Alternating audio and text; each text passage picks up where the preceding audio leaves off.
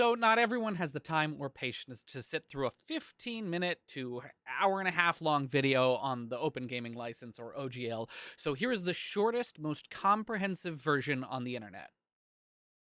So this is not legal advice. I am not a lawyer. I am reporting the events. If you are thinking about publish anything at all related to D&D anywhere, in any way, except for like a commentary video, I suggest you speak to a lawyer before you do that, or even start working. Just speak to a lawyer. Everyone talk to lawyers! Okay, so what is the Open Gaming License, the OGL? An open game license is published by a game company that allows third-party creators to modify, to copy, and most importantly, to redistribute some of their content. The OGL 1.0A was published by Wizards of the Coast in 2000, covering some of Dungeons & Dragons, the 3rd edition. This OGL 1.0A will be henceforth known as the Good OGL for reasons that will become clear. So this saw a massive expansion in the hobby, and then Wizards pulled back on it for 4th edition, releasing the GSL, which has very little to do with this. You can Google it if you're curious. And then 5th edition D&D was once again published with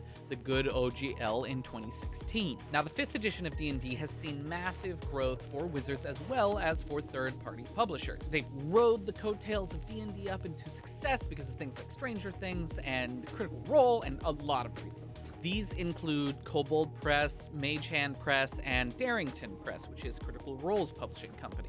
Now, in the last couple of weeks, there were leaks of a new open game license reported on IO9 First by Linda Codega. These leaks were confirmed earlier this week when several large publishers, including Roll for Combat, received the OGL 1.1, from now on referred to as the bad OGL. So why is the bad OGL bad?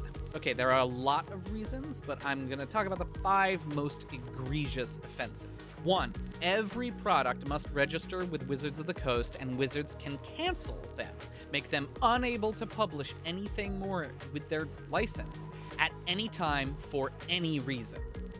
Any reason. 2. Every dollar over $750,000 that the product earns is subject to a 25% royalty to Wizards of the Coast. That sounds fair, it belongs to them. Most tabletop role-playing game products, especially D&D open game license products, see a profit margin of 8 to 14%. Very few have that 25% to spare at all. 3.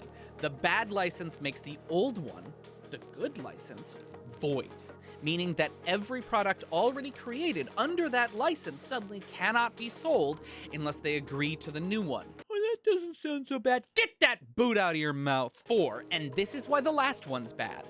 Wizards claims, I'm going to read it off of here, a non-exclusive, perpetual, irrevocable, worldwide, sub-licensable, royalty-free license to use that content for any purpose. So, what does that mean? What does that mean? That means that Wizards can steal your work legally and sell it. And 5, and what is just, there's something so scummy about this. Wizards has for years had their FAQ up saying that the good OGL will always exist. And there is the word forever in the good OGL, that it will forever be there.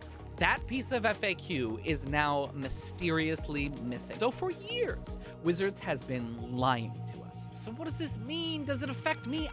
Literally no one knows for sure, and anyone who tells you that they do is a liar. I have my speculations, and that's for another video. And after the last 24 hours of people canceling their D&D Beyond subscriptions over this who knows what Frankenstein version of this financially predatory, legally unsound license we will actually see brought out. So that's it for our summary. But if you're still here, if you still want more, if you want to know more, what can I do to help, you might be asking yourself. Well, here's a couple things that you can do. There's really only one thing that matters, as I just mentioned. Due to this leak, we are led to believe that the only thing that the executives or Wizards are listening to right now is canceled D&D Beyond subscriptions. That's the only thing that they're listening to. So go cancel that shit. Other than that, you can tweet, you can gram, you can TikTok at Wizards, and D&D Beyond, and people who are licensing from them. Stop buying Magic cards if you haven't already. It's not like they haven't fucked that hobby completely, too. And call Wizards customer care hotlines. Numbers are... So thanks for coming. And hopefully the Liches of the Coast has their hearing aids in, and we don't see any actual changes. Jesus Christ!